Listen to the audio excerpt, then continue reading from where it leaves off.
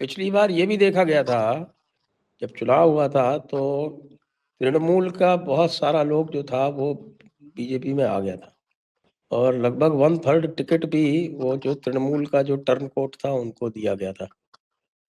और वो जो जो टिकट था उसमें से ज्यादातर लोग जो था वो हारा था, और उसके कारण बहुत सारे लोगों का एक प्रकार से कहें कि मोह भंग भी हुआ था, और फिर बहुत सारे एरिया में वोट भी नहीं मिला था। ट्राइबल एरिया में भी वोट जो था वो कम मिला था।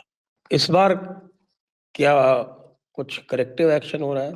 मुझको ये भी बताया गया कि साहब की इस बार आरएसएस का बहुत बड़ा रोल प्ले हो रहा है। जी, इस बार ऐसा नहीं है कि जो चाहे यहाँ आ जाएगा और चुनाव भी लड़ लेगा, ऐसा मुझे लगता है, ऐसा गलती आगे होगा।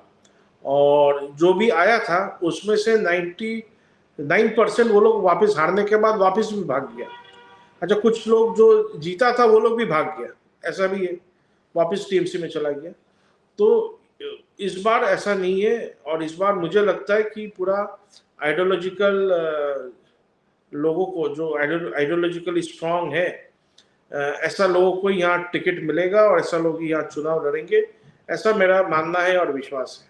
तो इस बार जो है वो, पहले बताया कि पिछले चुनाव में आपके लोकल जो पश्चिम बंगाल के थे वो कौन थे वितरण में, और जो इंचार्ज थे वो तो हमारे वो विजयवर्गीय साहब थे, वो तो मध्य प्रदेश से थे, और आरएसएस के कौन थे यहाँ पे मुख्य पिछली बार? देखिए, पिछली बार तो हमारा राज्य से प्रदेश का अध्यक्ष जी थे, और जो प्रभारी, माननीय प्रभारी अध्यक्ष कौन जो थे उस थे समय? वो दिलीप थे? दिलीप घोष जी थे। और जो माननीय प्रभारी जन थे वो कैलाश जी थे, अरविंद मेनन जी थे, और शिव प्रकाश जी थे।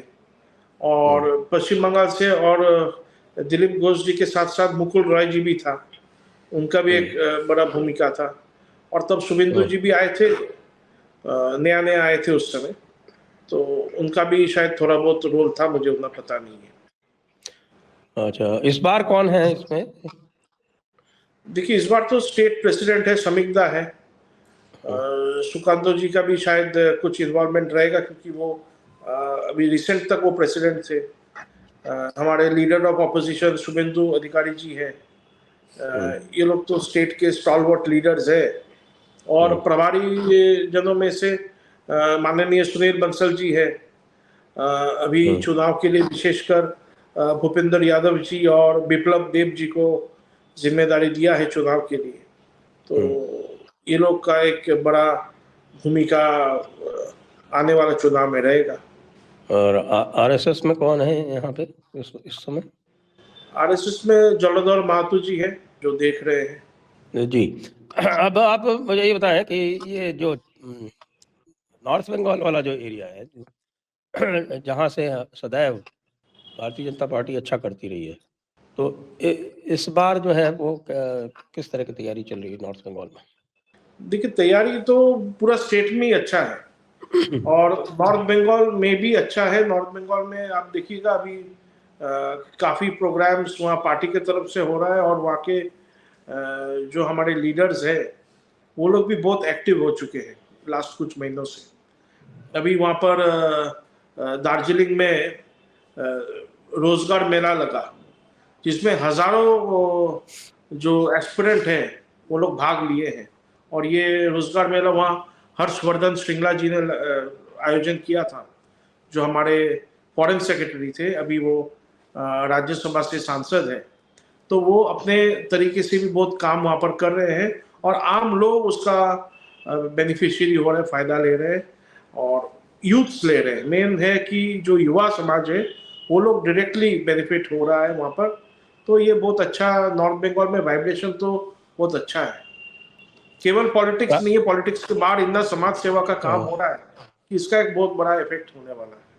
और ट्राइबल एरियाज में पिछली बार जो है वो ममता दीदी ने काफ़ी बढ़िया किया, जबकि ट्राइबल एरिया माना जाता है कि साहब कि वहाँ पे बीजेपी अच्छा है, तो वो ट्राइबल एरिया में अभी क्या स्थिति है? देखिए ट्राइबल एरिया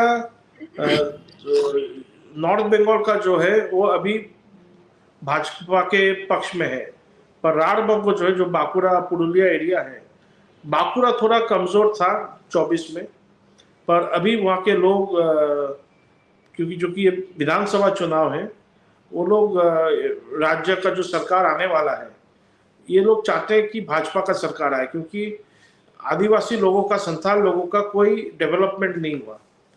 वो लोग जैसे आज से 20 साल पहले थे वैसा ही उनका हाल है।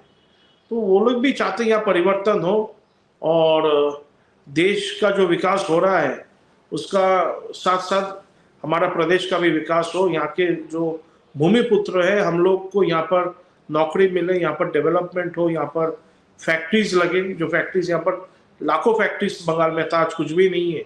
ये लोग फैक्ट्रीज वापस आए, और ये तभी संभव है जब राज्य में एक अच्छा नीट एंड क्लीन सरकार बनेगा।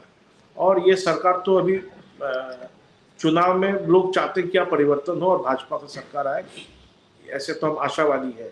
वहाँ पर जागरूकता है, लोगों में अवेयरनेस है। वहाँ पर इतना ज़्यादा उनके ऊपर अत्याचार हुआ है ये टीएमसी के सरकार के दौरान, कि वो लोग जागरूक है। वो लोग इस बार इलेक्शन में अच्छा जवाब देंगे। और हमारे जो राढ़बंगो है, जो बांकुड़ा पुरुलिया बीरभूम का एरिया है, यहाँ पर भी विशेषकर बीरभूम में आदिवासी संथाल समाज के ऊपर बहुत अत्याचार किया ये लोग। पार्टी की तरफ से, टीएमसी की तरफ से भी हुआ है और जिहादियों लोगों ने भी किया है। और तो ये लोग भी इस बार जवाब देंगे, और ये भी चाहते हैं कि यहाँ पर एक ऐसा सरकार आए ताकि ये लोगों का भी कोई डेवलपमेंट हो। क्योंकि पश्चिम बंगाल पिछले लगभग 50 साल होने को आया है वाम शासन, और उसके बाद ममता का लगभग 50 साल होने को आया है। यहाँ पर कोई डेवलपमेंट नहीं है। फैक्ट्रीज, कंपनीज, इंडस्ट्रीज जो थे, ये सब यहाँ से भाग चुके हैं। और ये इनका वापस आना तभी संभव होगा जब यहाँ पर एक मजबूत और स्टेबल नेशनलिस्ट गवर्नमेंट होगा।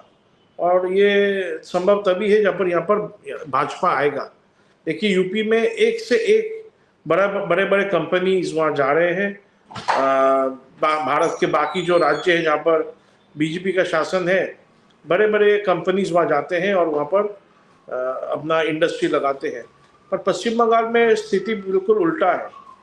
तो यहाँ के लोग भी एक्सपेक्ट करते हैं, डिजर्व करते हैं कि आपका भी डेवलपमेंट हो।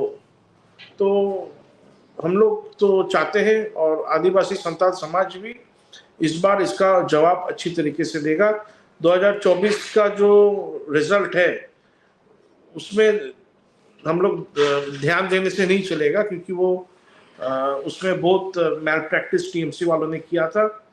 और इस बार एसआईआर के कारण, और अगर इलेक्शन कमीशन इलेक्शन ठीक तरह से कराए, तो इस बार तो संथाल समाज, साधारण जनरल समाज, जनरल कम्युनिटी के लोग, हम सब इस बार बढ़िया से